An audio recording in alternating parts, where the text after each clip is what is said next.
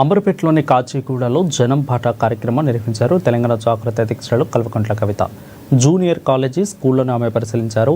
60 ఏళ్ల కింద కట్టిన ఈ బిల్డింగ్లోనే స్కూళ్లు కాలేజీలు ఇప్పటికీ కొనసాగుతూస్తున్నారని అన్నారు. ఇక కొత్త బిల్డింగ్ కోసం నిధులు వచ్చినా దాన్ని కాదని ఈ భవనాన్ని కొనసాగించడం దారుణమని అన్నారు.